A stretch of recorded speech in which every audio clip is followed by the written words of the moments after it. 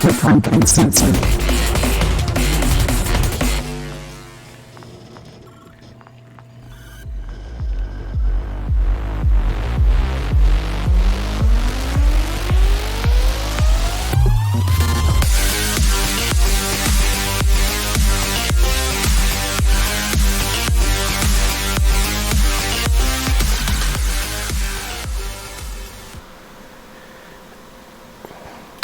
Hello everyone, this is Cybersmily of Cybersmily Datafortress2020. We're presenting Tales from the Forlorn Dopes with my host, Wisdom. Hello everyone. Greetings, programs. So, we'd like to thank Cyberpunk Uncensored for hosting us. You can visit them at cyberpunkuncensored.com. Yay, Rob! Yay, Rob! So, big news. 1.2 and 1.221 just made the scene. We're kind of talking a little bit about that before the show. So, what do you... I know you haven't done too much of the gaming, but any thoughts on 1.2? It cleared stuff up. Looks like it fixed everything. Got rid of the glitch, some of the more beneficial glitches. Not too happy about that, but driving's better. The game overall plays better. I'm not getting a lot of the weirdness that I had been experiencing. Yeah, no, it's pretty good stuff. Yeah, less and less crap for whiners to bitch about. Yeah, I mean, the whiners are going to bitch about all the basically fixing their glitches, like, you know, the exploits that I'm sure some of the people have been the thing I just bitched about. Yeah, yes. You're right. But yeah, my painting and my duplication glitch back. Damn it. Yeah, I mean, there was a couple of things that I liked. I think they didn't do enough, especially like with crafting. Yes, you can craft. Needs to turn his mic up a bit. Derek, there's a quest to turn up your mic. I can see. Yeah. I don't know what I can do about that. I can try to boost your mic as well on my end. I mean, I'm running this through my phone, so there's not... Is that a little better, Capricious? Derek, if you want to talk a little. I do want to talk a little. Actually, I want to talk a whole lot. I just want people to hear me. Is that any better? I got about a 6-second delay, so I'll learn whether or not it's successful or not soon enough. But anyways, yeah, so lots louder. Hey, guys. So we got Capricious Nature in the chat, Vampire Bites, and Digital Craze. Thank you for joining us, guys. So, like I was saying... you've got an audience! Yay!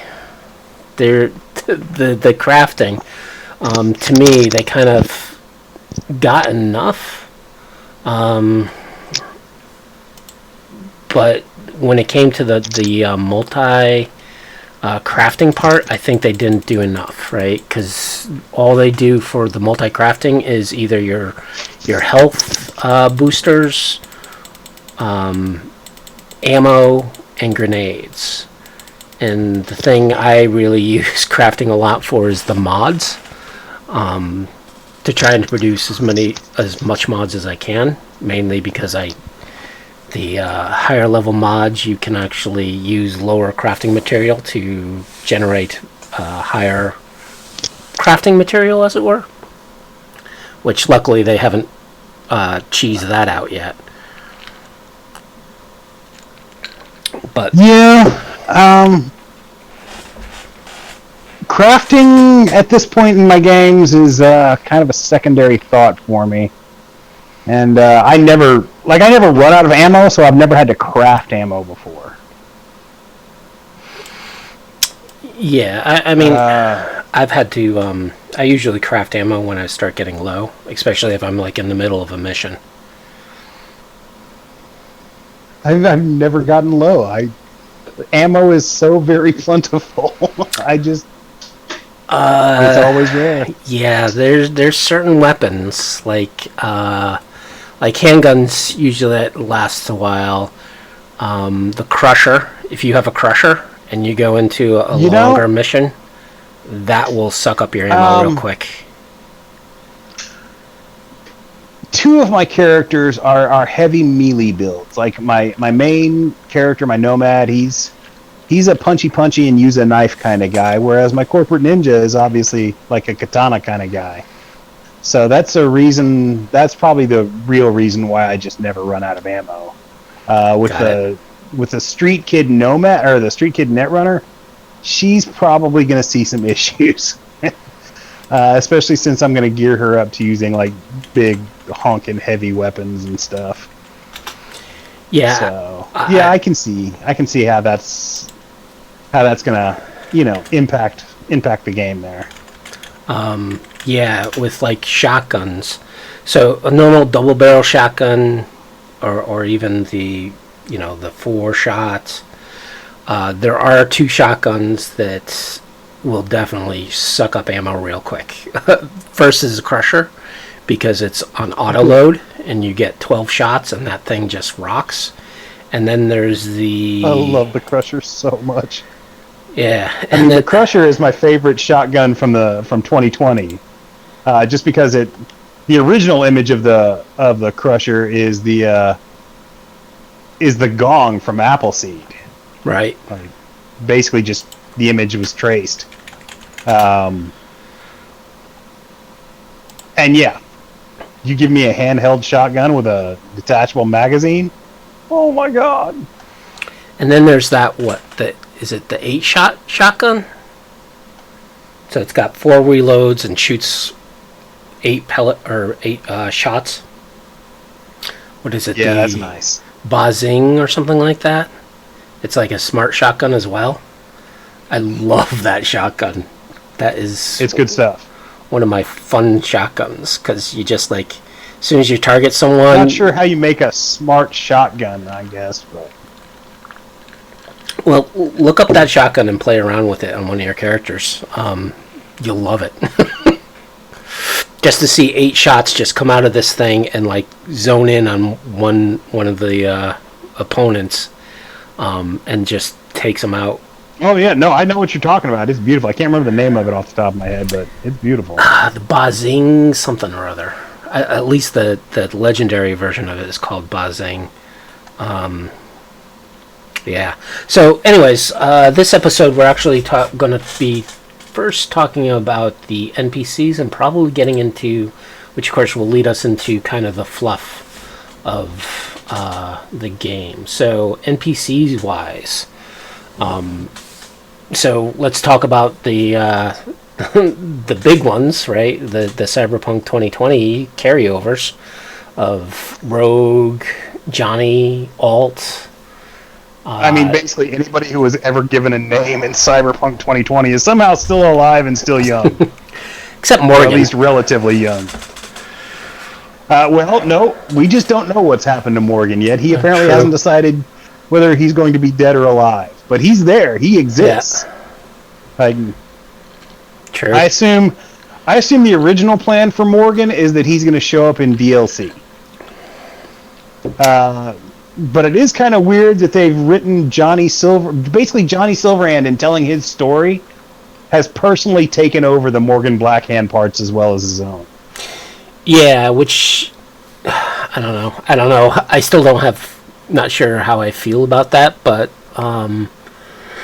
again, the problem with this game is it is a computer game, and I see it as that, right? It's separate from tabletop, right? Sure.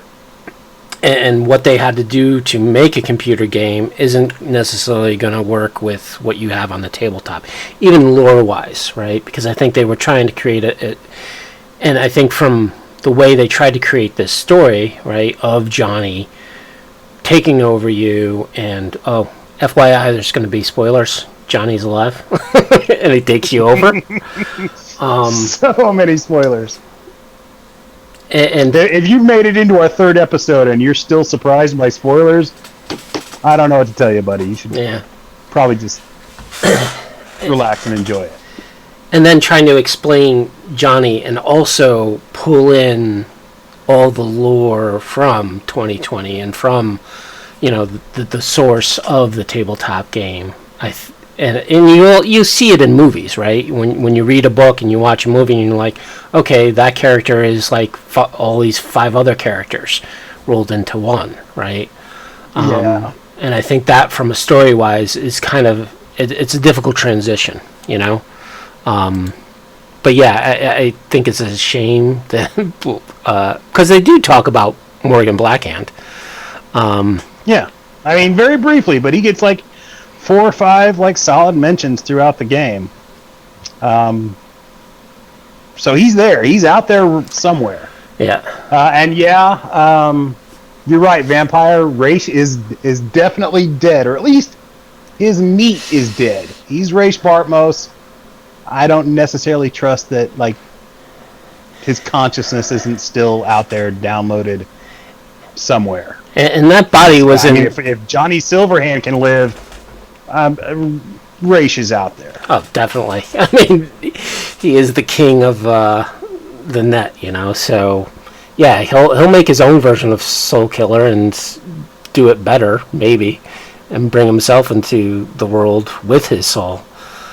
But that body seemed very, very fresh for 50 years of rotting in a yeah, I mean, container. there was still ice in that fucking thing. Like, what kind of ice is that? And how does that work? But there we go. Yeah, and I think the writers, and I noticed some editing issues. It gave I forget. I'm trying to remember what NPC told about this, but the way they talked seemed like they were talking about something that happened 20 years ago, which would have been in 2020, but it's been 50 years.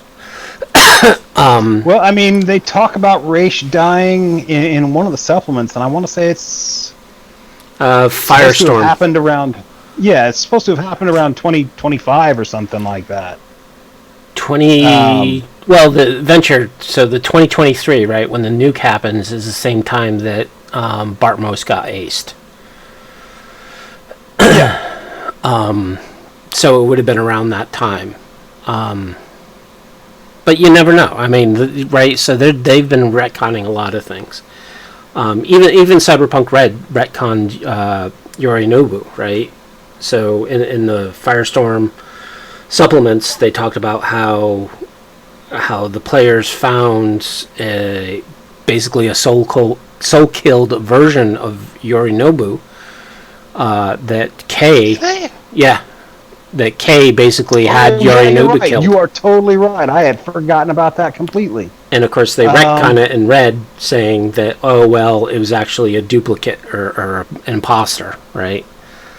Yeah. So to me it's like, okay, if you soul kill them, that means you have their consciousness, which means you can look at their memories, and if their memories don't match up with what K remembers, he's going to be like, yeah, this is not my my brother. Yeah, but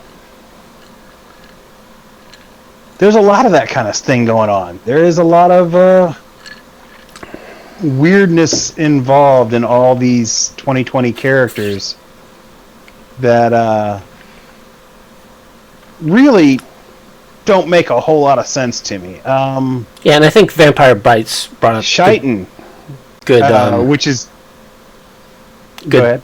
Well, Vampire Bite brings up that Red retconned some things to be 2077, right? And I agree with that, right? So they're trying to gear it towards the 2077. Oh, absolutely, 100%. Red, like, kind of had to fall in step with 2077 because that's where everybody's going to be coming from. I mean, everybody new to the tabletop game is going to be coming from Red or from 2077. So, yep, that's just the way that has to work. So to go further on with some of the NPCs, because I think that we want to talk about.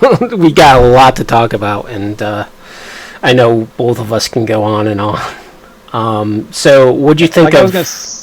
Go ahead. Go ahead.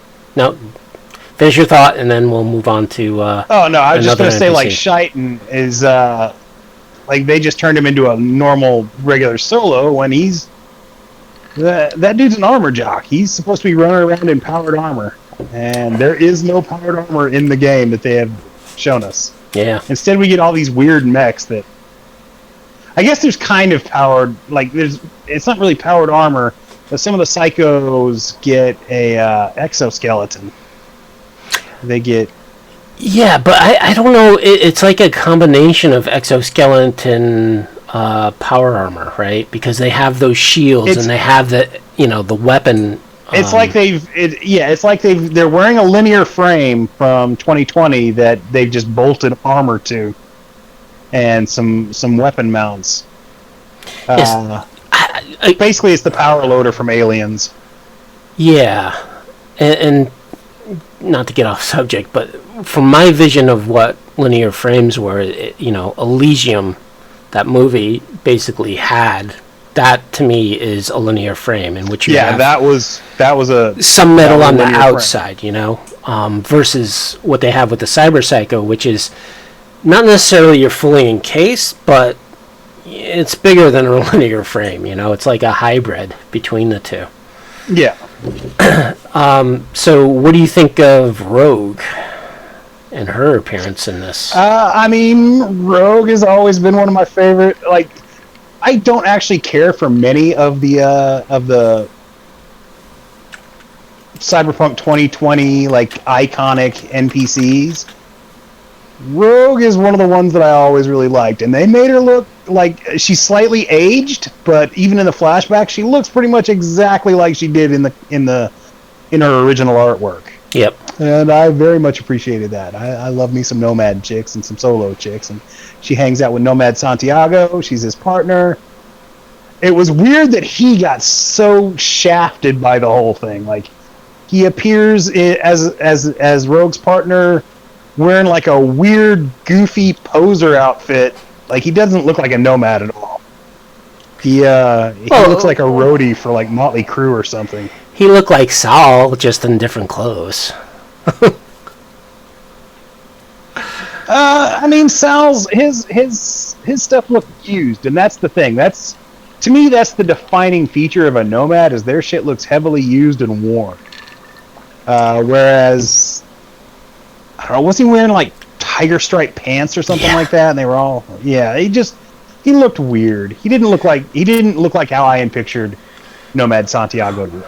Well, I'm wondering if mean, he obviously, with my love of Nomads, I know. But my wondering is if the designers, artists, kind of like took, okay, we're in 2077. Okay, let's take fashion of the 80s and how it would look in 2023, right? And change it up to kind of implement it there. Except for most of those for everybody that appeared in the actual 2020 source book that got mentioned in the whole Never Fade Away little side story adventure thing, they pretty much made their characters look 100% as close to the original artwork as they could. Like, Alt looks just like Alt. Johnny looks like Keanu Silverhand or Keanu Reeves, but that's Keanu Silverhand. I like that. That much money,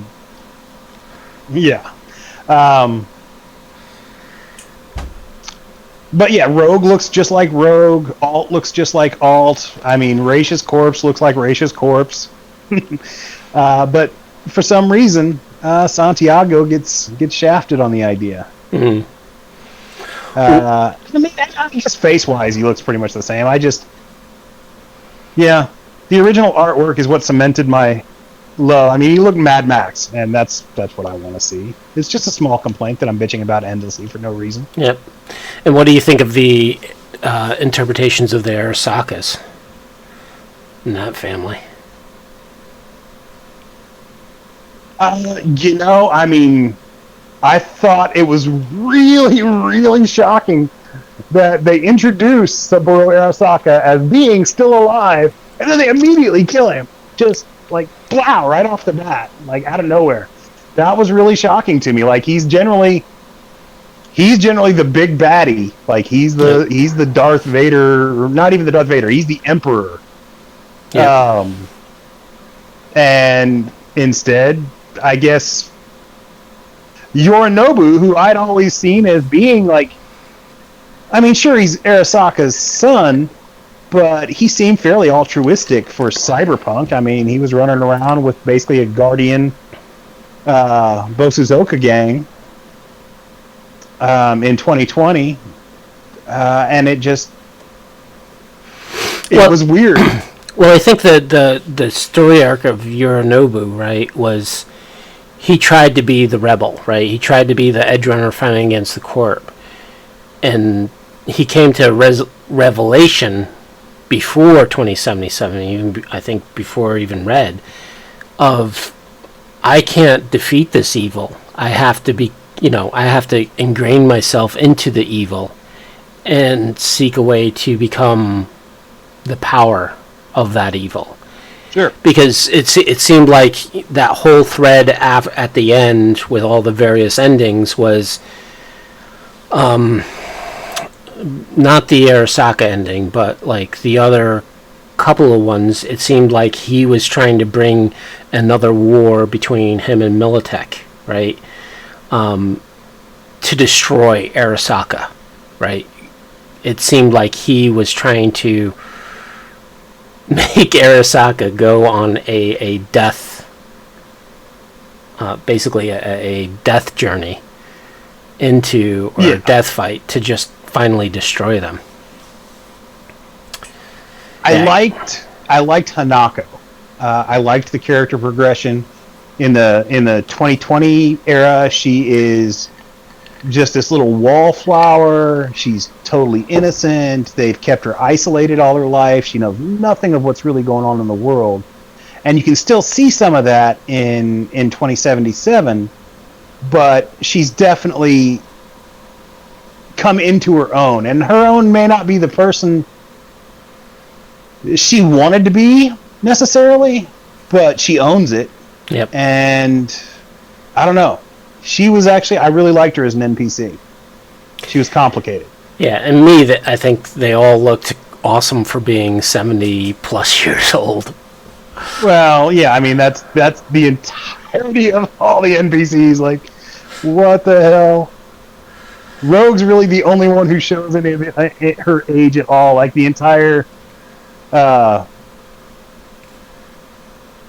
the entire samurai band, Johnny Silverhand's cohorts, all look fresh as daisies. Yeah.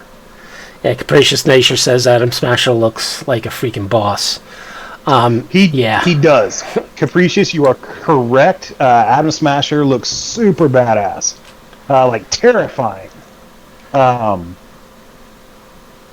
Like, that is a logical progression from, where he was. His body was, like, in 2020, his body's, like, slightly customized, but it's still, like, a generic, out-of-the-box body. Whereas in 2077, Jesus, dude, he's like a walking erector set of crazy. Yeah, I actually was in a game with Mike. It was actually the first game I played with Mike Pondsmith. Yeah. Hey, if he usually shows up at this con up in Massachusetts called TotalCon.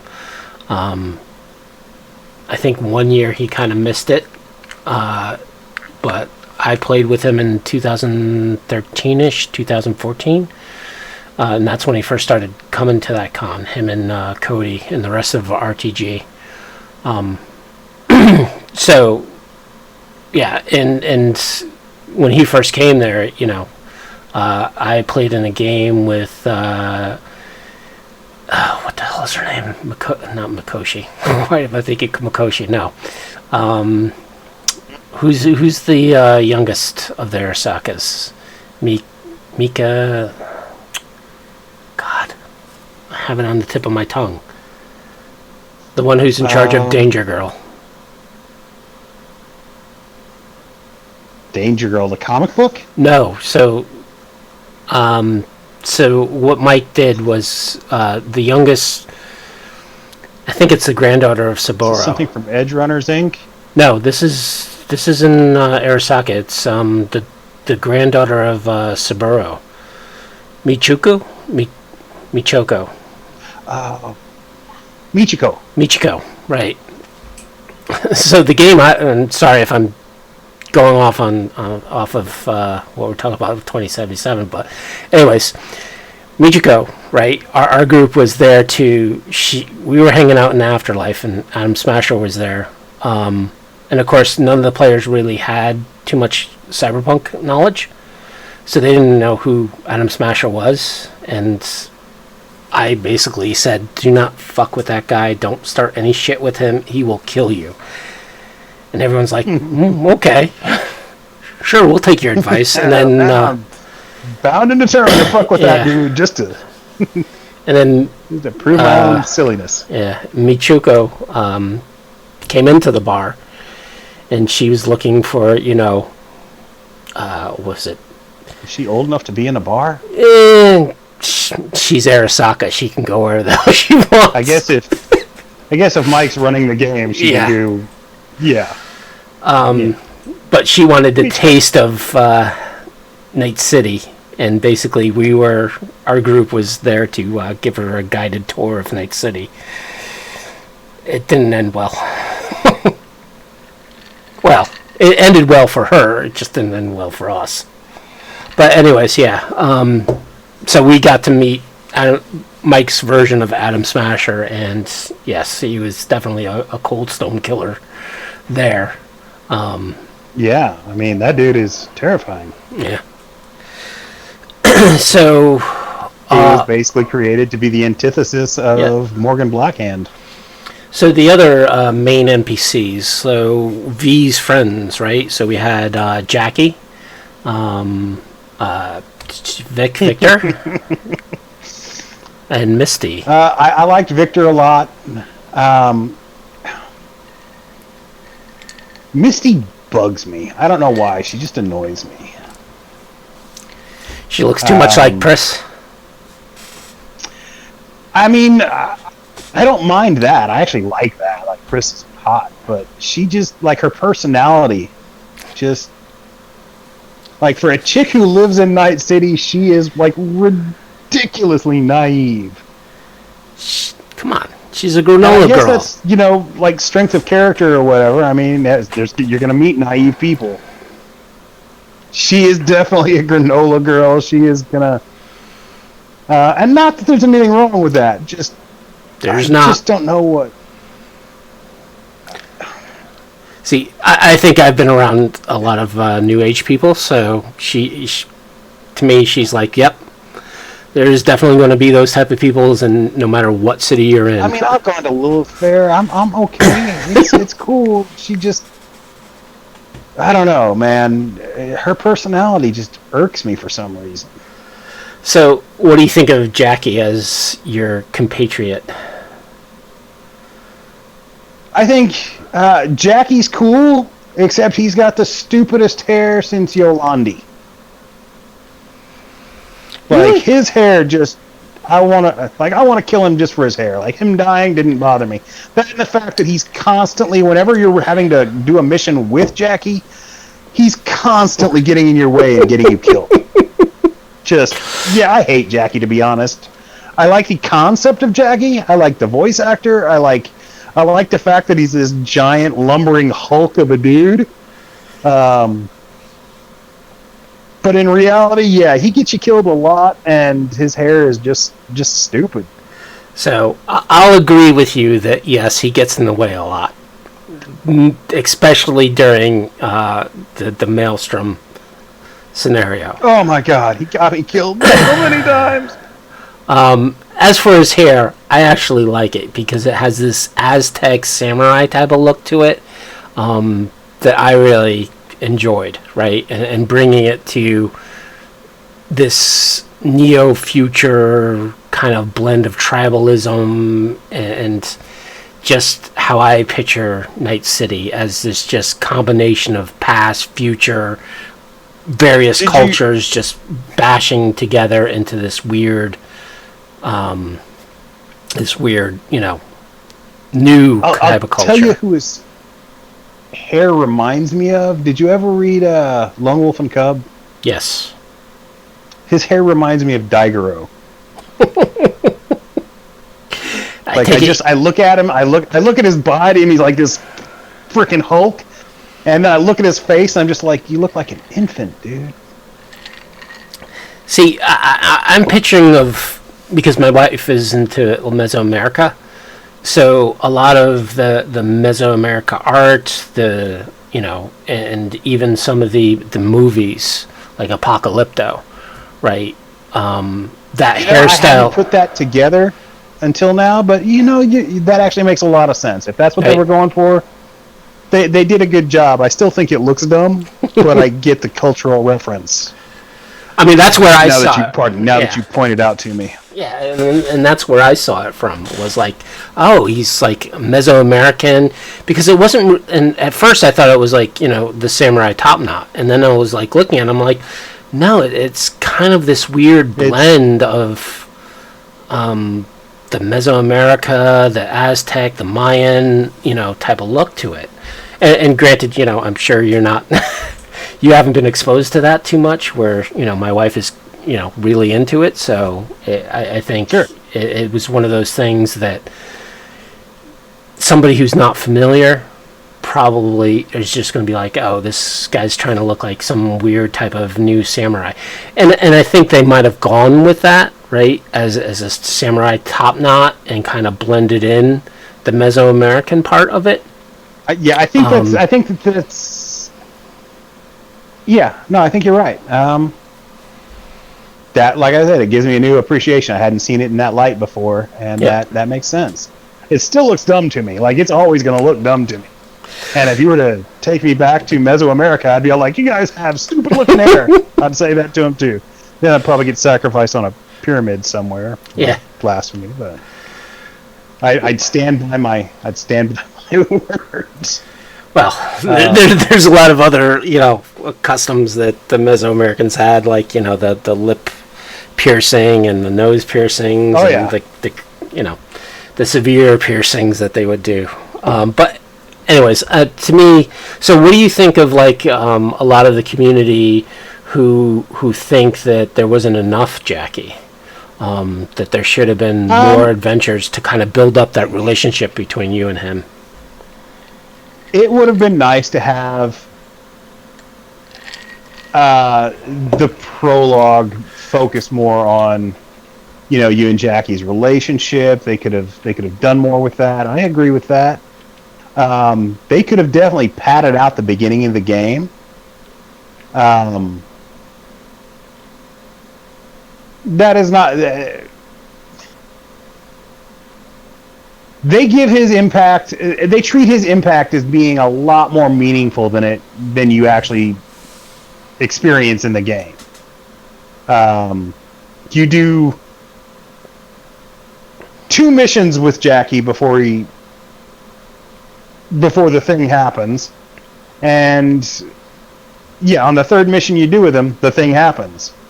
Yeah. So there's not really a whole lot of like character growth as like a partnership. Yeah. I think from my point of view, at least with the corporate run through, like you guys are friends before the game starts. Yeah. Whereas with the others, like you meet and then suddenly you're best friends. Well, I think with the Nomad, you kind of build up this weird relationship with him. A lot better than Street Kid, right? Street Kid is just you're confiscated by the cops, and all of a sudden he like takes a shining to you, and you're best friends. Yeah, it's really the worst of the 3 introductions to Jack. Yeah, I think with that they should have. With the Street Kid, what they should have done is taken it. Okay, the cops beat you up, take you to alley to try to kill you, and both of you guys fight the cops to get out of it, right? Yeah, you're bloody and whatever, but you escape, and it's like, hey, you need a place to stay low or hang out low, and kind of build up that relationship through that, as opposed to that just, again, it was just too quick of an introduction to Jackie. A lot of people think that, or chopping at the bit to get CDPR to actually do a DLC of more missions with Jackie. To kind of build up that relationship. But I would not want to see that, to be honest. I hate the idea of prequels in video games. I'm not a fan of prequels in movies, but in video games they're especially worthless because, well, you know your character's going to survive no matter what, so what's the point of this? Yeah, Capricious Nature says history teacher confirmed his hair was Mesoamerican, not Japanese or poser. Well, there you go. Good stuff. Yeah. Learn something new every day. I'm happy. Yeah, but for my relationship with Jackie, I saw it as the game trying to make a connection very quickly, because you see it in movies. You know, whether it's a montage or some other aspect in which a movie kind of tries to build the friendship of a character to another character very quickly in the movie. And in movies it kind of works because the movie's got a limited amount of time that you can explore that. Yeah, but in video games it just comes across as artificial, like more so than the nature of being a video game in the first place.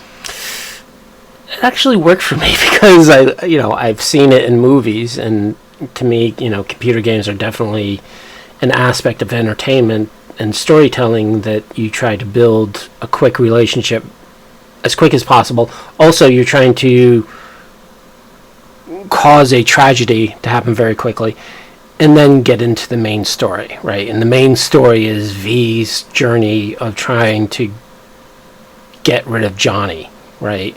Or solve his problem. Here's the thing. They put such an emphasis on Jackie that I am really of the opinion that originally there was a lot more planned for him. And like so many things, when they got Keanu on board, they just rewrote all that stuff out. Yeah.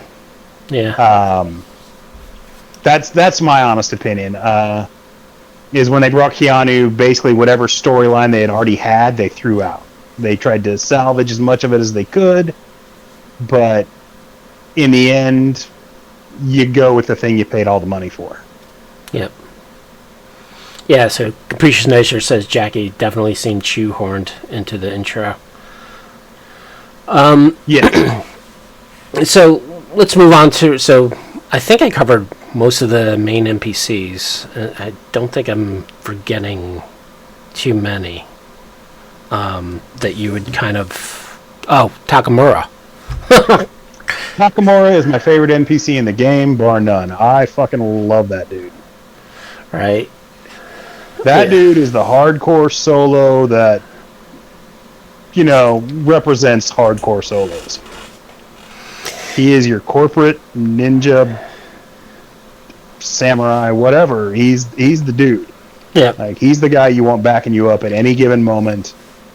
Sure, his nose is stuck so far up Arasaka's ass that he's smelling teeth, but that's his role. He's a samurai. He serves his master with all his heart, all his soul. I wish he just had a better master, because Saburo is definitely not the greatest person in the world. Well, eventually his master becomes when Saburo dies, his master becomes Hanako. It takes a bit, but that's the way it goes. So he's super loyal to her. It does not give his reaction to finding out that Saburo is still alive as a construct like Johnny. Which is kind of weird. There's some more spoilers for you. But, yeah. His, Well, I think after the raid where he kidnapped Hanako, and he goes missing, I think he is actually brought back into Arasaka because after that mission, right, you kind of lose contact with him. And if you do save him during that raid mission, he does come back working for basically Arasaka. And I'm sure Saburo brought him back in and revealed to him, oh yeah, I'm still alive. I don't have a soul, but then again, I don't think Saburo ever had a soul. So no. So Capricious Nature says there's an implication that he committed suicide when it came to the endings in which you know, whether you do the Pan Am ending or the Rogue ending or you solo destroy Arasaka. So at the end, and that was one of the great things I loved about the game, was in the ending, the kind of video, the messages left on your video messages you get voicemail from various people. So those endings, you know, you see if you do save Takamura, right, he gives you the message of talking about the samurai death poems and how beautiful they were, and basically calling you, you know, you piece of shit for destroying Arasaka. Yeah. I don't. It implies that because he's talking about the death poems. There's that implication. I never got that he was implying that he was committing suicide as much as. I think he was thinking of it, right? Because his masters had been destroyed, and as a samurai, he should do that. But I don't think he did, you know. Mainly because, Arasaka was kind of destroyed, but Hanako still exists, right? And Hanako, you know, he will still find a Arasaka master, whether it's Hanako or Michiko. Yeah, I mean, he's gonna be loyal to her. He's not a masterless samurai. It just, the master went to the air. Yeah. So I think that's all the main NPCs that I can think of. That's outside of love interests, right? And I think we've kind of discussed love interests in a way. We covered the love interests. Yeah. So I think the next kind of NPCs would be our fixers, right? So that makes sense. We have Wakako, which I think is one of the best fixers out of the bunch. She's definitely got the most going on as far as her importance in the game. Most of the other fixers they're just kind of there. They give you some jobs, but beyond that, they're not really important. But Wakako she's important. She has her hands in all the pots. Yeah. And then you had what's her name? Regina Jones.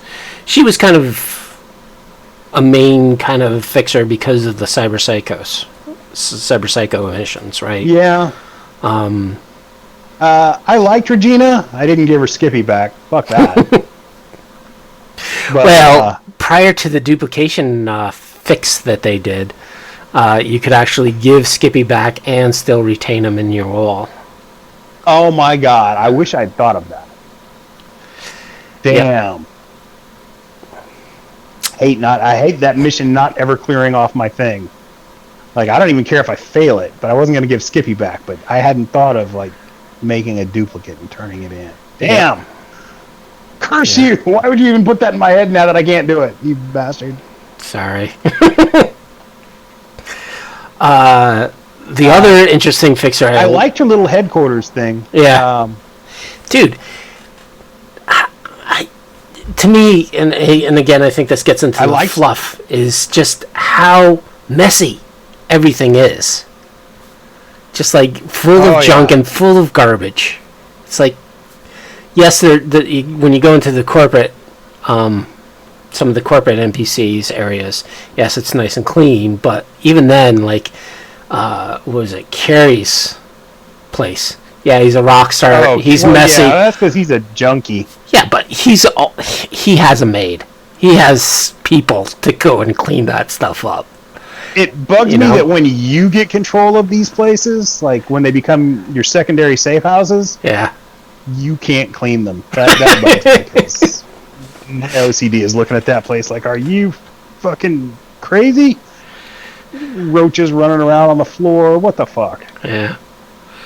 I think the other interesting fixer would have been Padre. I like that character. And isn't he a 2020 character? I want to say there's a fixer who was like this kind of ex-priest in Night City. Or in 2020. The main book. It's possible. Padre Ibarra.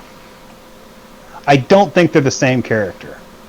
Although I think Padre is supposed to be like a reference to it. And there's a couple of those. There's a couple of characters who are clearly references to others, and while I can't think of them off the top of my head, if they get mentioned, I will.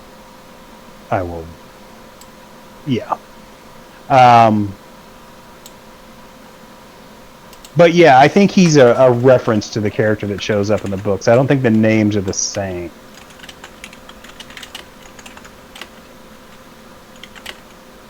Yeah. I like the Nomad Fixer. I like her a lot.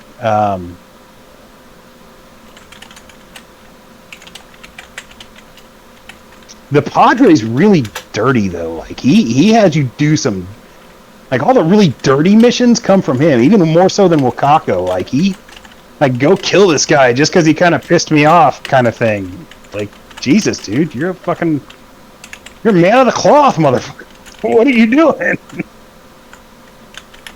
Like you expect him to be more of like a benevolent kind of fixer, like go help out, Mother Jordan, the widow, and her 16 orphans. But no, he's all like, go make 16 orphans for me. Yeah. Dino didn't impress me. Same with El Capitan. Yeah, I didn't, and Mr. Hands didn't care for any of those three. Like their missions. I thought Mr. Hands were okay, but yeah, but Mr. Hands had a little bit of character, which I liked. Just in the whole no, don't come visit me. Everybody else is all like, sure, come on, hang out. Dino's all like, or El Capitan's all like fucking hanging out on the side of the highway somewhere. Like, how is this an office? Yeah. I like the dialogue in which I think you first are trying to get set up with the Voodoo Boys. And he's like, hey, I need some more deets. And you're like, hey, I don't want to give you any more deets. He's like, well, that's fucking helpful. Yeah. This is making it so much more difficult on me. They're just going to fucking kill you. I just thought that dialogue was very humorous, which kind of endeared me to Mr. Hands as a character. So yeah, that's the fixers. So Dolomane, sure, I'd consider him a fixer. He's just a really limited one. Well, which version of Dolomane, him or his children?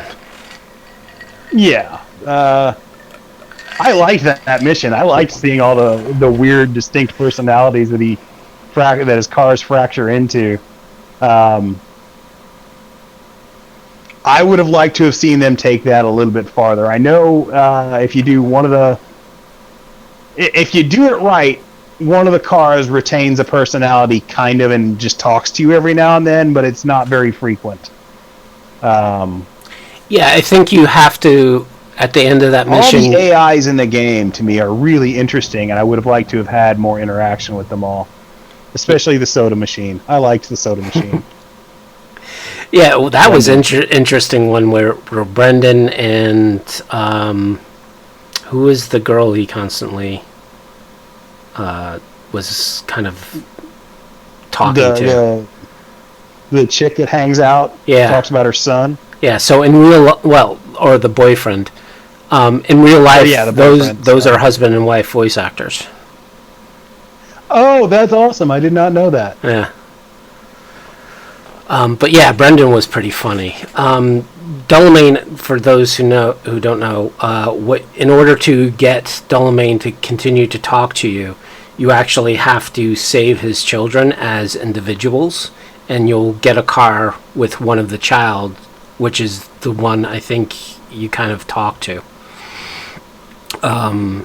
That'll stay within the car.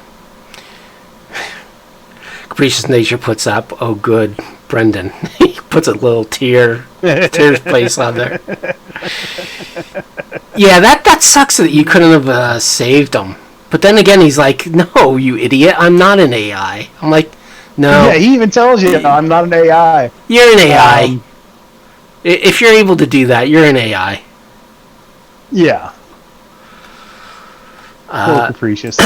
So other NPCs, whether they're opponents or other background characters, any of those kind of stand out to you? I like the Netrunner that hangs out in the afterlife. I liked him a lot. I liked Victor a lot. I liked the relationship your character has with Victor, where he becomes kind of a surrogate father to you, or a mentor, as it were. That's originally the role that I wanted Mike Pondsmith to take on. I wanted Mike Pondsmith to come in as a voice actor and voice the mentor of your character. Kind of like, and do it best by doing it like a radio disc jockey. Mm-hmm. Kind of like Three Dog in Fallout. Was it Fallout 3 or Fallout New Vegas? One or the other. But yeah, I would have liked to have seen Mike Pondsmith do that. He did come in and play a DJ, but it wasn't as interactive as I would have preferred. Yeah. That's all I'll say about that. Well, again, he was working on Cyberpunk Red, so his time was limited. Oh, yeah, obviously. Just he's got such a distinct voice that I would have utilized him fully if I were CDPR. He's got such a he really has some of the most tender moments of the NPCs that you come across. And his voice acting, whoever does the voice for Victor is just he's really superb. He nailed it. So what do you think of Gary and his conspiracy quest? I know everybody loves that quest. To be honest, I didn't get into it. I did the quest. I'll do it again. But I've got a really, really short tolerance level for conspiracy theorists. Yeah. I know I play Cyberpunk 2020. I should be all open to it, but no, I am not a fan of conspiracy theorists. I think especially when they're all wacky like that. And they kind of try to hint that yes, his conspiracy theories there was some truth to it. But the problem was, as soon as you found out, okay, maybe he is telling the truth, the quest ends. And that whole storyline just falls apart, which to me was just sad. I would have loved to have... Yeah, and that's really what bugs me, is you can't follow up with it. You can't... It doesn't go anywhere. It just ends.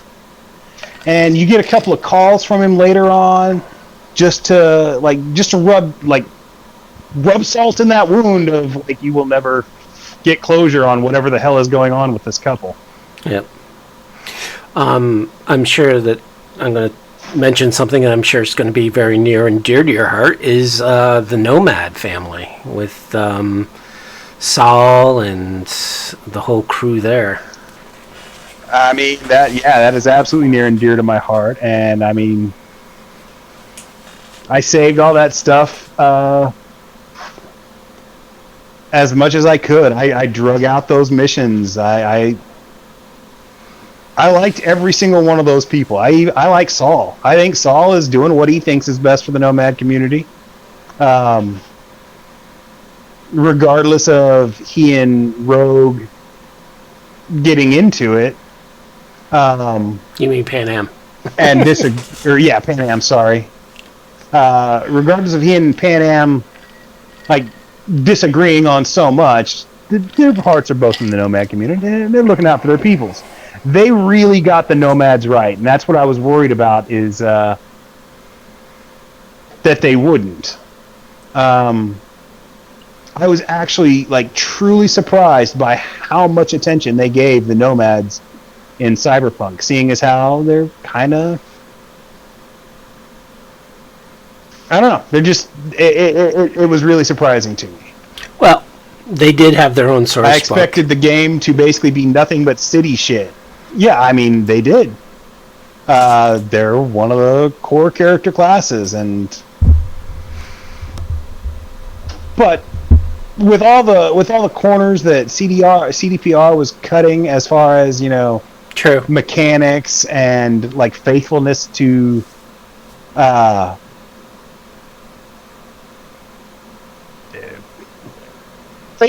core mechanics of the game, which they didn't bother to emulate at all. It really surprised me that they would go as far as they did with the nomads, as opposed to just making the game take place entirely inside a big city. And I know some people are actually upset about that. Those people can blow me. Yeah, I love me some nomads. Yeah, I definitely love the NPCs, because I kind of was replaying it recently, like Riders on the Storm and some of the nomad quests, and, you know, Mitch, Cassidy, and even just starting up that romance with Pan Am and having Cassidy, you know, hey, I hope you guys have success, but if you break her heart, I'm going to freaking kill you. Or the family's going to come after you. And just how, you know, the interaction with Mitch, kind of, I don't know, it seemed like it kind of pulled me towards, especially with the ending of, okay, yeah, I want to go with the nomads. I don't want to take the Arasaka route. I don't want to storm the castle with Rogue. I want to be with friends and people who appreciate me and everything I've done for them. So I definitely see that as them trying to tell a story of how nomads are really more of a family.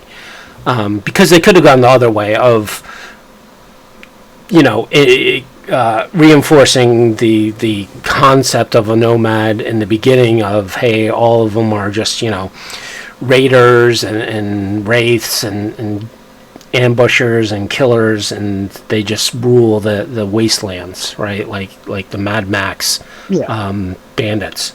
Like, all nomads are supposed to be Raph and Shiv, and they're all like, no, that's not what it is. Yep. Honestly, I think, like, the nomad community, it's the most, like, working with them is when you feel the most heroic. Yeah. For the most part. And that's, I mean, I like feeling like a hero when I'm playing a role-playing game. Yeah, I mean, some people want to be villains. I want to be a hero. It makes you feel like you're doing something for the better, not just, you know, any type of self-centeredness or hey, yeah, I just care about the money or whatever, but you're doing it for the family, for a community. Definitely like that. I mean, I get that, you know, originally the way V is written, he's supposed to kind of be a little bit of a sociopath, a little bit self-absorbed and shit like that. But the thing is, if that's who my character is, I don't care if he lives or dies. I want to care if my character lives. That makes the whole game worth playing to me. Yeah, and I think that's why the whole... And I can turn around and I can play... Like, my corporate ninja is nowhere near as benevolent as my nomad character.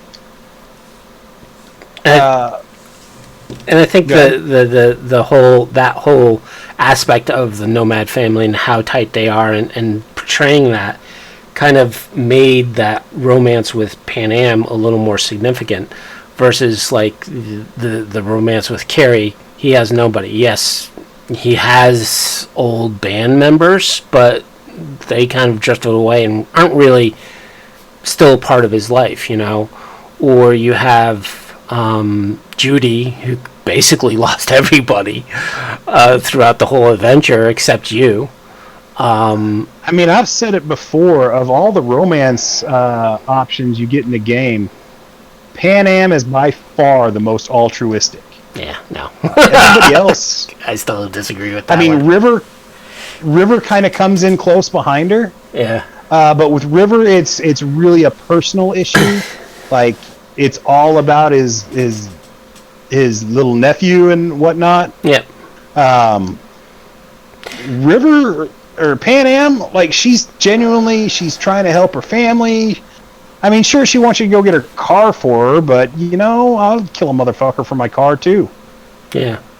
That's the nomad thing. Your car is your identity. Yeah, and I said this in the previous episode with Pan Am. Is I say, yeah, I would agree to you, except that one point in the end story when basically you're trying to have a very difficult talk with her about, I'm about to freaking die. She thinks you're breaking up with her. I get that. I get that she's pissed off. She doesn't know that you're dying. She thinks you're gonna break up with her. I get that, but still, it's just one of those people who reacts too quickly before listening. Which, again, it's a pet peeve of mine. And it doesn't matter if it's I get that completely. I mean, I have an irrational hatred of Jackie's haircut, so I get it. And that just, like, loved her. Yes, she's very emotional, very passionate. Love that. And then just that was like, whoa, I've dated a person like this. I do not want to be anywhere near a person like this ever again. I think Capricious, if they put in a nomad market, I would have been over fucking joyed to see something I created show up in the game. That would have made me a very, very happy boy. Any kind of reference to me or my site, I would have been happy with. I didn't. If it exists, I haven't found it. Yeah, I think we're far enough into the this stream to basically say that I'd like to say that a lot of the people who got attention for being part of cyberpunk or whatever was basically YouTubers. If you were a YouTuber beforehand, the CDPR and even Artausorian loved you because you are the trendsetter. You are you are one of those people. I am not going to say anything about that on the podcast because I don't have anything good to say about it. It's just and again, it was one of those things that I think, and speaking... It's influence and free advertising for them. Influencers, yes. That was the word I was looking for. There was a lot of influencers. My opinion of anybody who calls themselves an influencer in the first place is already about as low as it can get, but...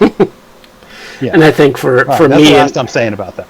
And I think for me and Derek, I think we may have been kind of influencer, but I think we were the old guard, right? Which I wasn't ever doing anything to try and influence anything. I was just putting out material because it's what I enjoyed, and I thought maybe other people would dig it too. And you have, and I know you've influenced people, and I know I've influenced people. I never tried to monetize it or. Yep. And I tried not to ever let it give me a swelled head, even in situations where, people are telling me they're fans of my work. And I think that was part of the community back in the day is, hey, we're just going to put stuff out there. You can like it, you cannot like it. Doesn't matter, right? We're just pushing it out there. If you enjoy it, and it's all free, and we just want to share. So... I think that's any other NPCs you wanted to talk about. They kind of. You know what? I do want to talk about some other NPCs. I want to talk about side characters that just exist in the game as basically Easter eggs. Who's your favorite Easter egg character in the game? Easter egg.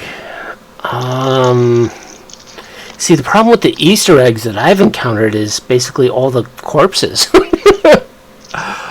Okay. Right, so you had the Terminator, kind of Sure, Easter you had the egg. Terminator. You had Furioso over in the There was a Blade Runner Biotechnica. corpse. Right. Basically, you come across Roy, and Yeah. my favorite NPC Easter egg in the game. If you go down near Wakoko's place, you actually run into him when you're doing the Judy mission, where you have to buy Brain Dance. He's just a little side thing. Like, he's not actually part of the mission. He's just a Is he Lenny? And he's Lenny fucking Nero. Like, that is his actual name, is Lenny Nero. I never noticed that. I'm looking at him right now on my game. He's dude in a slick fucking suit, kind of longish, scruffy hair. Dude, I mean, he's Lenny Nero from Strange Days. Like, that is my favorite Damn. Easter egg in the game. I just like, okay, this is a scumbag NPC. I didn't even think of making that connection. Yeah. You know, I didn't either until I, like, scanned him. And then I was like, it says his name, like, Lenny Nero. I know there's a side alley, I think, in Valentino territory in which you get Chappie, or you encounter kind of the crew of Chappie, right? Yeah. So, you know, those kind of weird things that you're like, oh, okay, I get this. And there's other things that I don't even get, you know, like there's one near River's Place in a tunnel with 2 people dead that they said was an Easter egg, and I'm like, yeah, I've never played that game, so don't know what it is or what they're referencing. I came across that, and it looked like it should be relevant to something, but I couldn't place it. Yeah, there's some videos on YouTube where people are talking about the Easter eggs. I've seen a couple of those, and I think they're really kind of like stretching on some of those. Yeah. What I'm really surprised that I haven't seen any of is, like, there's not a lot of reference to the Japanese cyberpunk classics. Like, I would have thought there'd be more of that. Like Motoko. I would have thought we'd seen. I mean, yeah, the obvious Motoko or Baoto. I mean, they're probably there somewhere. I just didn't recognize them at the time. Glommed over them. Yeah. But like, I was expecting to see some Dunin or some Briarios. Yep. Or some lightsaber action, some Prius or some Nene somewhere. Or Ito or Oedo. Yeah. Cyber City. Like three like criminals working for the cops. That would have been badass to run across. Yep. And there just wasn't a lot of that. I expected to find a RoboCop reference, and I'm sure there's one in here somewhere. You just got to keep on digging it. Nobody's found it yet, or if they have, they haven't shared it. I haven't ever seen anybody share the Lenny Nero thing before, so hey, if I'm the first, yay, I noticed it. I doubt I am the first who noticed it, but I'm glad I did, because Lenny's awesome. There's another thing that I found, where is it, in, by Capricious. Was it in, like, 6th Street territory, right across the river, or the canal. Oh, and thank you. There's one back alley, or one area in which you find like a basketball court, and you find a body shoved into one of the hoops. And to me, I remember something along those lines, but I can't place it. In which someone was like basically murdered and thrown into, dunked basically into a basketball hoop. But yeah, there's just that is not ringing any bells. Yeah. But if we figure it out, it's probably going to make me mad that I didn't recognize it. Yeah, there's that definitely sounds like something I would watch. And that's, to me, that's one good thing or great thing about this game is you find these. If you don't explore every fucking inch of this game, there's so much you could possibly miss. Like I said, I mean, this game is humongous. There's gonna be shit that we're not gonna find for years. Yeah, we're already at an hour and 10 minutes, so I don't know if you want to start wrapping up. and we'll probably get to the fluff. I mean, next game, I'm not in any next hurry edition. to go anywhere or do anything. All right, I wasn't sure, so we can continue. I just need to take a quick bio, though. But you can keep on talking. All right. If you want to. I will keep on talking. Be right back. Capricious, thank you for including my Nomad Market stuff in your Vehicles of Red supplement. I did see that. I liked it. I, in fact, just downloaded it the other day and was taking a look at it. Apparently, there's been a lot of red stuff that you guys have put out that I hadn't caught. So I'm trying to get caught up on reading that stuff. I just as a heads up on the Data Fortress aspect, I'm running a game based on Glass Road, which I've been talking. I've had the little blurb on the website forever now, but hopefully that ends up providing me with all the material and inspiration I need to go ahead and write that source book. I'm getting ready to run another game, Nomad based, which will flesh out some other ideas I've had. I've got the idea to run a espionage based campaign, which will flesh out some ideas on there.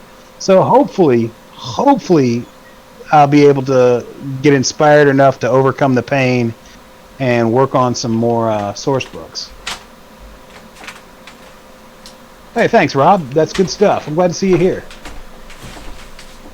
On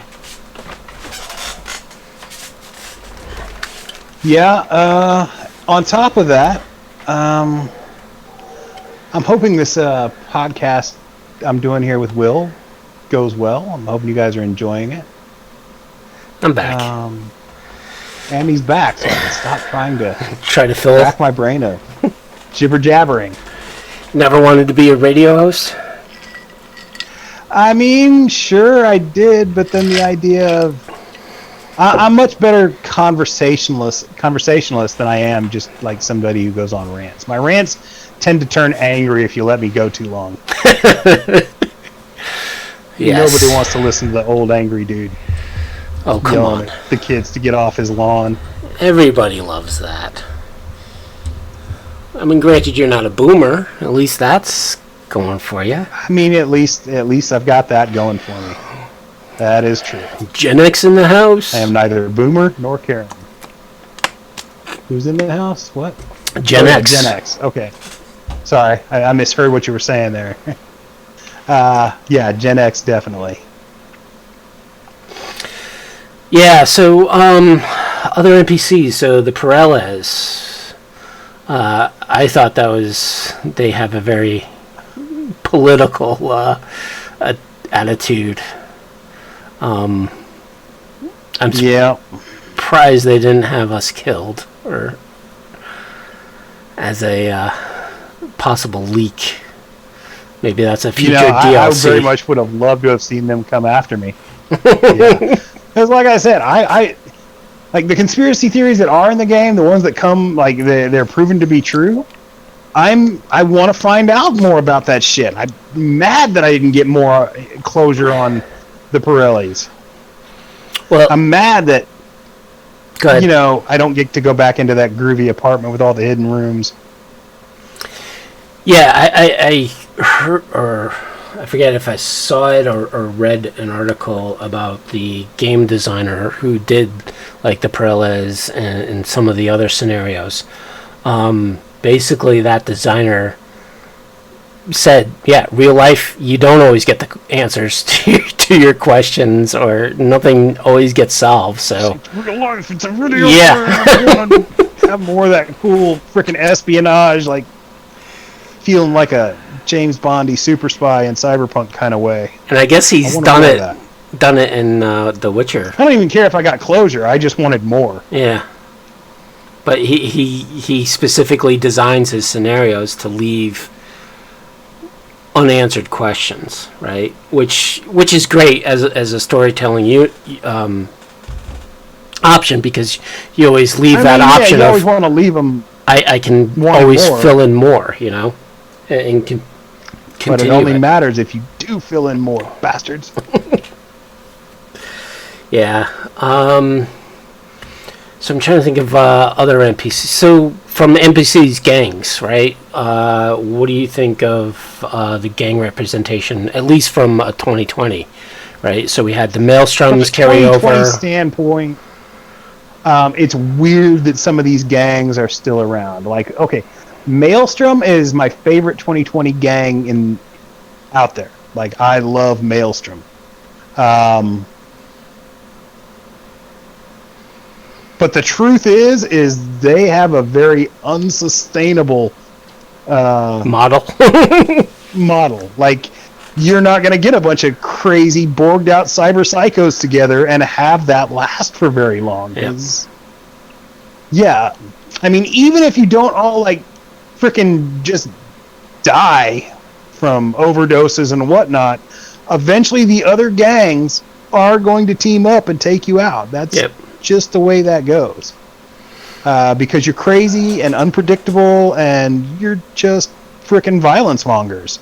Which makes you a cool cyberpunk gang, but not one that's going to have much of a lifespan. Yeah, and I can see the Tiger Claws still existing. Yeah. I can definitely see that. I mean, they're basically a Bosuzoka gang. They get the coolest motorcycles. Yep. Coolest cars. They get the underglow and all the groovy stuff. I thought it was interesting how they took the Valentinos to be like this minor gang of, you know, hipsters, and they turned them start into out this. as freaking like a poser gang, like biosculpting themselves to look like Rudolph Valentino. Like, that would even be a thing. Like even in the 80s or the 90s when the game came out, and turned into something like MS-13. Yeah. I like dealing with the Valentinos. They're scuzzy, but they're really the most straightforward of all the gangs outside of Nomads. Like, they deal some drugs. They deal with some black market materials, maybe some pimping, but they don't get weird about it. And whereas the Voodoo Boys, they went through a whole metamorphosis from what they were in 2020. In 2020, they're like a drug dealing, white boys, drug dealer gang that hang out and in the college zone dealing to fucking college kids. Yep. To turn them into a Netrunner gang, that's kind of a cool evolution. It's not where I was taking them. In my game, I was taking them into more like in addition to drug dealing, political influence. That's where I was going with it. I was kind of basing it on Serpent in the Rainbow. If anybody's seen that, how they use their voodoo powers to gain basically, gain influence over people. That's where I was going with it. But if you think about like the influence, right? Definitely net running can. Yeah. And we've proved, even in today's age, right, that yes, the net will influence politics. Will influence power. Absolutely. No, so yes, it's what they've done with the Voodoo Boys is something I'm definitely going to start including in mine. And if I ever get the Night City District source book up and going again, by the time I get to the Voodoo Boys entry, which I actually have in my head, it will reflect that. Yeah. So, what do you think of the new gangs, like the 6th Street being like ex-vets, trying to? I like the idea of it. It's a fairly xenophobic gang, so I have no problem killing them. Are they xenophobic? Because there definitely is. They're super nationalist, and I've never come across any group of nationalists that weren't xenophobic.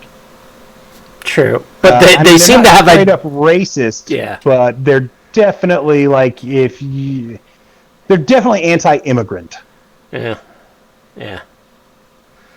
And then we have the animals, which I think when animals were first introduced, there was a lot of backlash to Mike and CDPR for that, because I liked the animals. I thought they were.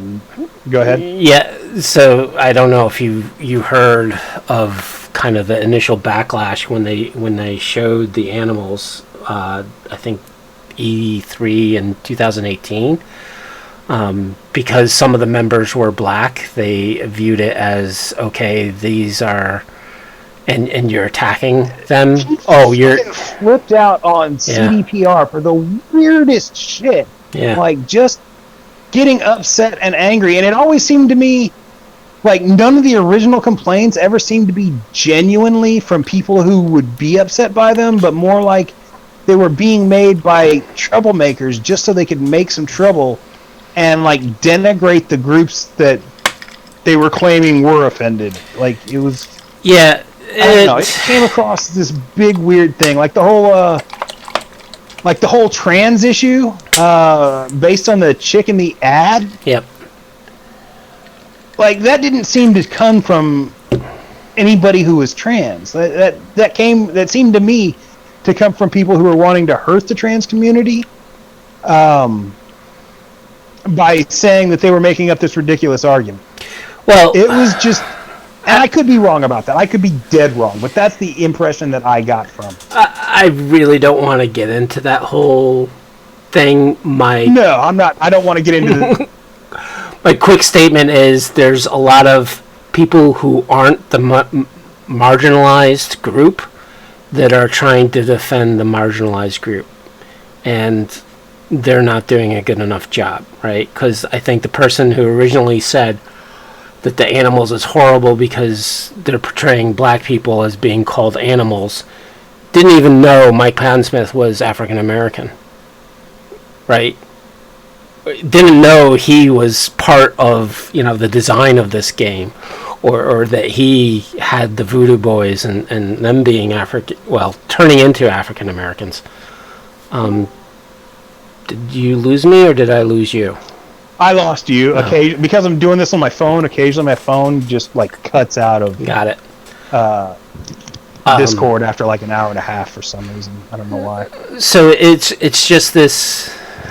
It's these groups who, I don't know. They just, again, I really don't want to get into it because that's a whole different subject outside of cyberpunk and whatever. But I don't know where I got cut off. Where did I get cut off? I don't know. When I was talking about the person who's saying that the gang of animals having black members is an attack on, or is a racist that statement. Didn't seem to come from anybody who was who were a minority. Exactly, and that's what I was saying, was that it seems like these marginalized groups, non-marginalized people are actually trying to defend these people. And I don't think the person who originally made that statement... they were trying to defend them. It seemed like they were trying to just start some shit. Well... It seemed like... In their minds, they're trying to defend them, right? Which is even more insulting. That's not the impression that I was getting, though. I was getting the impression that they were just trying to start some shit and using that as an excuse to start shit. Like, they didn't actually believe what they were saying. Yeah. They were trying to give both parties, both CDPR and these marginalized groups, a bad name. And again, I'm not recalling it accurately, but basically it boiled down to this white critic was basically saying that the game was racist. Whether it's Cyberpunk 2077 or Cyberpunk 2020, it was racist. And that critic didn't know that an African American created the game in the first place and was involved with the creativity of 2077, which to me just hence my hatred of blew my mind of the hypocrisy of it. But oh yeah, no, you just For some reason, it seems like there was like a concentrated, and it still is, there is a concentrated effort to bitch about this game and discredit it and basically just do as much damage to it as possible. Yeah. Oh, again, we vented. Let's stay on track and be a little more positive, because I know both, like you and me. I told you, if you get me ranting, I turn into an angry old man. I told you. I warned you. Exactly. But I like the animals. I thought the giant hulking dudes. In fact, I was actually surprised Jackie wasn't an animal, because he's about the same size. Like, these guys, they can't buy real clothing. Yeah. Yeah, I mean, they and Maelstrom are the only true booster gangs in the game. Everybody else are like drug dealers or just your common street gangs. But Maelstrom and the animals, they will fuck your shit up. Yeah. The other thing that I don't know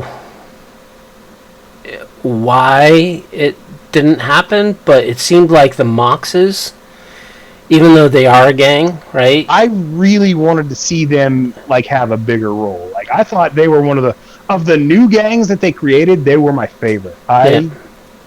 I freaking love them, and they're straight out of Cyberpunk 2020 too. Like the original like chick. That stuff happens in the 2020 timeline. Yep. But to me, it seemed like they tried to portray them as.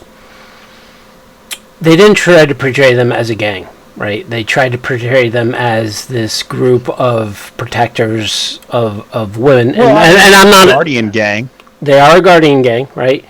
But they were very centralized into either Lizzie's, or there was this other place that they guarded. But versus, and you would even say 6th Street could have been a guardian gang, right? But they were still adversaries. And I'm wondering if because and that was the other thing with the Moxes, it seemed it was more all-female than really the concept of, no, it was all sex workers, right? And sex workers run the gamut. I mean, there's some dude members of the Moxes. Hell, one of them beat your ass up.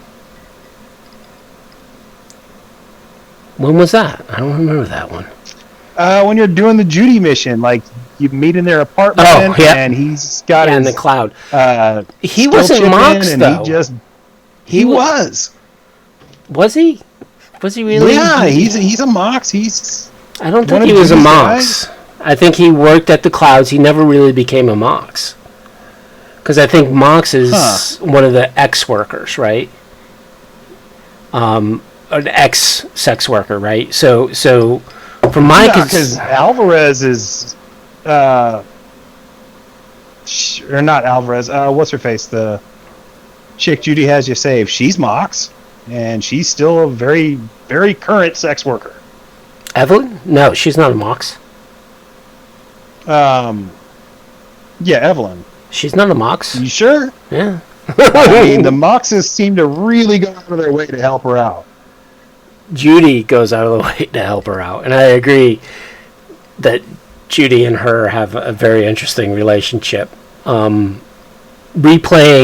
right now I'm on another replay, but just trying to take in all this stuff, and learning about, or if you actually go with Judy and you start reading some of the computer stuff, Judy's computer and also Mako's computer, you find out that Mako and Judy kind of had this relationship for a while. Which I thought was very interesting. She was a bit evil. She was very satisfying to throw off the roof. Let me put it that way. Yes. As a character, I like her as an NP. I like her as a character. I hate her as a person. Love her as a character. Like, she was. Definitely agree on that. The Scavengers, they were a dirty, dirty gang. I got to the point that I killed Scavengers on sight. Oh yeah, I got to that point too. I'm like, these guys need to die. Every single last one of them. Yep. do not suffer a scab to live.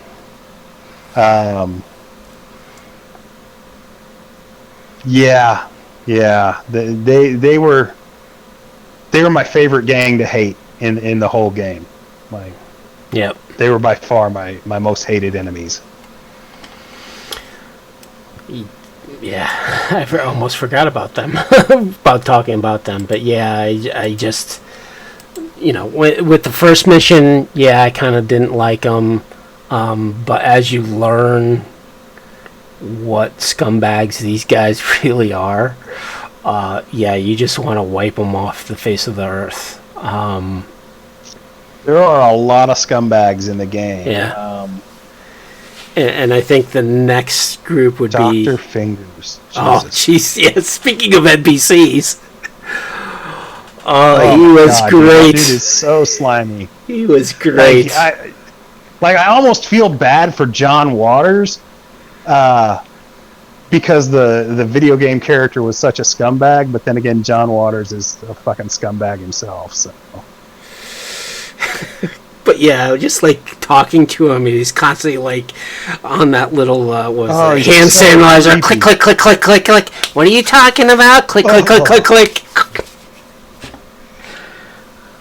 Yeah. Just the casual way that he's all like, just sold her to those guys. I don't care what they do. Blah blah blah. It's not my fault. The world is shit. Blah blah blah. Oh man, I fucking hate that dude. Yeah, fingers. Like, I had to play through that like several times just because I kept beating him to death. Supposedly, if you don't punch him, he's actually a good cyber or ripper doc for you. If you don't punch him, if you can hold off on it, he gives you some good options later on. I have yet been able to do that. Yeah, it's just, oh man, he once he starts pushing Judy's buttons, it's pretty much over. Like, I'm just, I just, it's so satisfying punching him. It really is. So other NPC that's actually on the screen right now is Claire. What did you think of her whole arc? Like I said in the last show, Claire is my favorite female NPC. I wanted to romance Claire. Like, I liked her more than I liked Pan Am. I liked her more than I liked Judy. I liked her more than I liked a ton of people. I thought she had a interesting arc, although the end of it is kind of anticlimactic. Yeah. But she's also the cutest. Like, she's adorable. Yep. Look at that face. I agree. Yeah, so I'm trying to think of some other NPCs. The one NPC that I don't hate as a character, but I hate as a model, is River's sister. Yeah. I constantly... River's whole family, I kind of don't like any of them. I don't like the kids. I don't like his sister. I don't like River. Just... Well, I mean, I don't like River, but just the rendering of that model of the character was just a shame. Yeah, it's compared to like other NPCs throughout the game that anybody else got. Like, anybody who's got a speaking role should have more detail than River's sister. And my thinking is that River kind of was this afterthought with the game designers. Yeah. That's, I kind of get the same feeling. And they just rush through it and like, okay, what are we going to... Okay, he has a family. Okay, what happens with the family? Oh, how are we going to answer? Okay, let's involve a family. Okay, what do we need in the family? Bunch of kids and, a sister, because we don't want River to have a kid. But yeah, and every time I look at that model, is just that... to me, there, everyone's like, oh, all this other crap takes me out of the game because something didn't render right. And it's like, her and that whole thing kind of lost me in caring about that. The whole River arc, just like you said, it seemed tacked on. It didn't seem... It's just weird and awkward. Um, yeah, I think you're right. I think it was just kind of tacked on. I think originally it was nothing more than the, like, you find his nephew situation. Yep. And then afterwards, they realized that, you know, they needed a male love interest, and so they just kind of tacked him into it. Yeah, it definitely does not feel as polished as the rest of the love interests in the game. Yeah. Speaking of two other NPCs that we completely skipped over is T-Bug and Dexter. So, what are your opinion on Dexter? I thought Dexter was fantastic. I agree. I hate the way it ends with Dexter. But I think as the representative of your stereotypical fixer, I think he's perfect. He comes across as, you know, as sleazy but knowledgeable. Like, he comes across as the guy you kind of want to work for because he at least knows his shit. Yep. T-Bug, I thought was I would have liked to have seen much more with T-Bug than what we got. I agree. I actually like T-Bug more than Jackie. I thought she had a better personality. She came across as like on the spectrum, and I'm pretty sure she was supposed to. And it made her a stronger character for it. I liked the dialogue you had with her, where she doesn't seem to really get the interpersonal aspects of things as much as, you know, the straightforward. Yeah, I like T-Bug a lot. Yeah. And I'm in total agreement with that. I think, you know, Dexter definitely was the fixer of, hey, I'm going to do a thing, and you guys are going to do a job for me, and guess what? You fucked that job up. I'm going to put a bullet in your head and call it quits. And T-Bug, yeah, definitely. You brought down the heat on me. You're going to die now. No hard feelings. And T-Bug being a netrunner who's kind of isolated from the world, right? Who doesn't understand. Yeah, I mean, it made sense. Yeah. I actually saw because after I did a playthrough, right, then I started watching videos and things like the Easter eggs. And one YouTuber actually found supposed T-Bug's body. And I was like, oh, that's interesting. So before I even did the heist, before even T-Bug died, I went to that same exact location, and the same body was dead there. So, like, that's not T-Bug. I don't think you'll ever find T-Bug's body. Which is sad. Yeah. I mean, here's the deal. You don't find T-Bug's body because, well, she was discovered by the police or paramedics or whatever. You talk to one of the chip salespeople, the chick who, like, that circle. I don't remember what it's called off the top of my head. But if you go in there, she's all like, they found her body. She was fried out, blah, blah, blah. Yep. Like, must have been a horrible way to go. Yeah. So, yeah, I mean, her body was found by the authorities. It's not something they're just going to toss in a dump somewhere. Yeah, and to get into the whole NPC thing, especially with the cops, the one thing I did like throughout this game, and I don't know if you noticed it, but some of the scenes in which you completed a mission or, you know, did a police action, if you go back to that same location, there's actually police there with like body bags.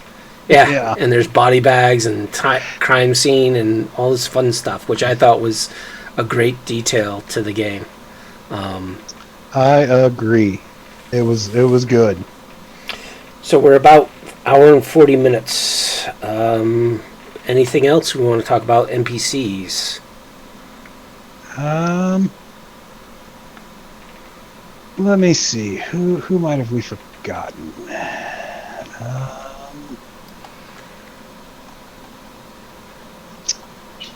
Going through my phone list here. Lizzie Wizzy. What did you think about old Lizzie Wizzy? She was interesting, yeah. So let's talk about the rockers, right? We had Lizzie Wizzy and what the hell's that? Crack, Us Crack, right? So Lizzie Wizzy, yeah, she's definitely gone cyber psycho. Yeah, it was a good portrayal of somebody like slowly going cyber psycho. I appreciated it. I agree that she should have killed her boyfriend because he was trying to kind of change her personality. And yes, as a cyberpunk character, I would have done the same thing, except how she was afterwards, and when she started going off the deep end. That's when I was like, it was another one of those things that we don't get to know how that ends up being. Yeah, just no closure on that. But it was fun while it lasted. U.S. Cracks, on the other hand, I adore those girls. I very much adore those girls. Like, they sing my favorite songs in the soundtrack, other than the end title version of Never Fade Away. Yeah. But yeah, Pon Pon Shit. I'm all about Pon Pon Shit. That song is so ridiculously upbeat. Yeah, my first playthrough, I didn't get to do Blue Moon's mission because I didn't know there was a mission afterwards because of how that whole arc with Johnny kind of was like, I don't know, it seemed late in the game from a main story point of view. So it takes place real late in the game. Yeah, and the problem with that whole setup is there's days and days in which you need to let shit happen. And my first playthrough, I saved like that whole thing, and I really didn't even get into Carrie too much. And then I find out, oh yeah, like when I was looking at the video, after I did my first playthrough, I started like looking at videos for like, Easter eggs and fun stuff like that. And like, I saw this thing called, the Blue Moon mission. And I'm like, what the hell's the Blue Moon mission? I didn't do that. And find out, you have to complete all of Carrie's stuff. And then several days later, you get to, deal with the Us Cracks. Yeah, and our crazy stalker. Vampire Bite says, I wanted Blue Moon to be a romanceable option too. Yeah. Really. I mean, I kind of wanted to romance the entirety of Us Crack and like get in a 3-way with them, 4-way. I wanted to force them. Instead, I got a handsome. Yeah. Yeah, and that's the one thing about like the whole Blue Moon was it kind of hinted it afterwards, which is another bad thing about that whole mission. Yeah, again, you never get closure on this stuff. Well, but you have a dial. So after you save her from that crazy fan, she texts you like a day later. A bit of a dialogue. Yeah, and you're like, okay, I've already finished everything, and now that there's this one other thing that now I have to keep on playing to figure out. And again, you might miss it, with your first playthrough. If you don't do it right. I mean, my first playthrough on my Nomad character, which is the most important one it would have been for, like, I completely missed the Scorpion's funeral. Just completely missed it. I still haven't been able to get to the Scorpion's funeral. How does it happen? It's in between. It happens before Riders of the Storm, like in between the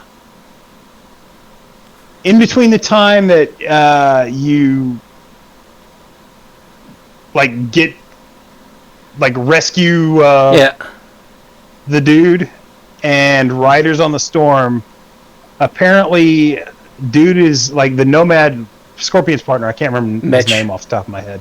Yeah, Mitch. He's supposed to call you and invite you to Scorpion's funeral. You show up, you do the funeral thing apparently, and you get the only iconic knife in the game. So I have missed out on the I missed out on the iconic knife. Can't get it back. Because I originally missed out on there's a katana that you get from doing the raid Kashiwagi Hotel or whatever it is. Where you have to go upstairs. Konpeki Plaza. You got to go onto the roof, and there's Konpeki Plaza. You go onto the roof, and there's a katana in the car in the AV. Luckily, there was a glitch that you could get back into the building and go up and get it. Yep. That glitch has now been patched. Yes, it has. Because I did it with my first playthrough. My character, I didn't know about that, and where's that glitch? Yeah. I couldn't get off the roof very well. Kept on dying. But yeah. I mean, there's things like that kind of annoyed me with the game, is that you can't go back to the scene of the crime, basically. You can't replay the missions. I don't know why you can't replay the missions in this game. You should be able to, because some of them were just freaking fun as hell, and having to play through the whole mission or the whole game to get to that mission sucks. Yeah, and during my first playthrough, there's always that sense of urgency, right? And from a first playthrough, you don't know, I know this person is telling me we need to get this done quickly, but no, I can go throughout this whole building, collect everything, and then continue the mission, and it doesn't affect anything. So I always took it as like this sense of urgency that really wasn't a game mechanic. It doesn't help things that some things you can just put off forever, and then other things are time sensitive, and if you leave the area during the mission, it fails and you can never go back and do it again. Like the shooting gallery challenges, if you don't do those when you first open them up, you're screwed. You just fail them. Or even the initial boxing. So don't do them by accident. Robot, you can easily ignore it. Oh yeah, no. Both my secondary playthroughs, I've missed being able to fight the thing because I was trying to. I was just trying to get to the gun store. Yep.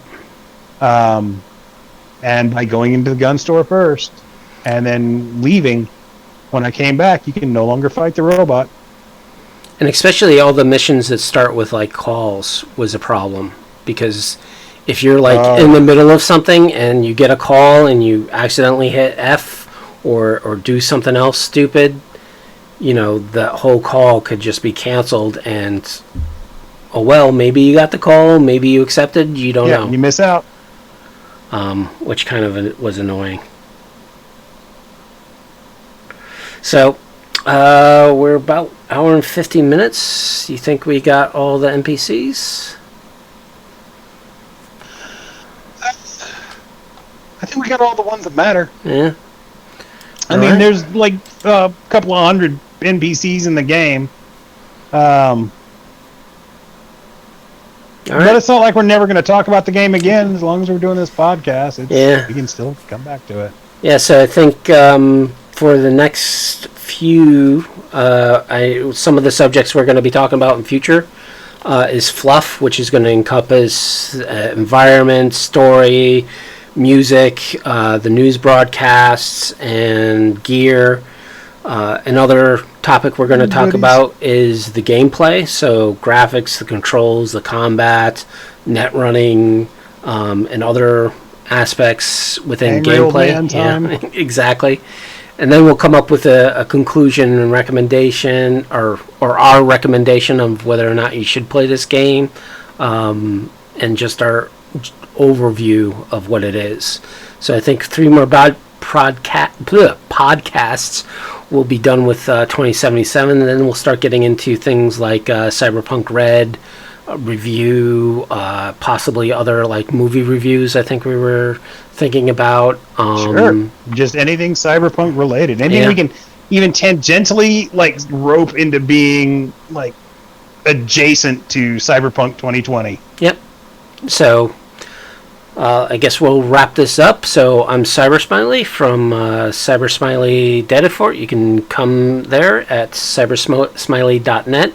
I kind of been doing quite a bit of bug fixes and a few minor tweaks to the site this past month. I think my mania is kind of been pushing me. One of the things you guys can be looking for is I took the headline news items from the Night City sourcebook as well as Red and kind of expanded that list, and I'm going to create a automated generator for headline news. So expect that within the next awesome. So expect that within a couple of weeks. I mean, granted, the titles you'll get will definitely need a little bit of work, like introducing a specific corp and maybe rephrasing the full title, but it should help with generating like news items. And also, I just told Wisdom here that I'm introducing some of the Interlock Unlimited character generation and some of the life path options there, and to the life path options for the Cyberpunk 2020 character, as well as the life path generator.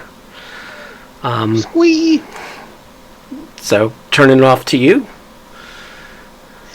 I'm Wisdom, Derek Bernier of Datafortress2020.